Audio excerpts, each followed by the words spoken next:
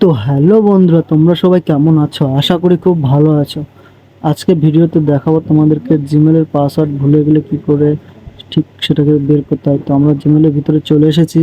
অ্যাপসের ভিতরে এখানে থ্রি লাইনে ক্লিক করব। এখানে ম্যানেজ ইওর অ্যাকাউন্টে ক্লিক করব। ক্লিক করার পরে কিছুক্ষণ লোডিং নেবে। তারপরে দেখতে পাচ্ছ যে এখানে লেখা আছে পাসওয়ার্ড ম্যানেজার।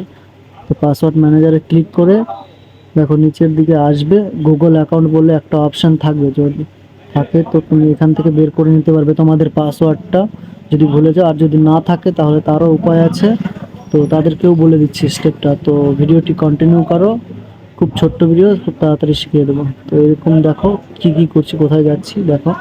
দেখো এখানে পাসওয়ার্ড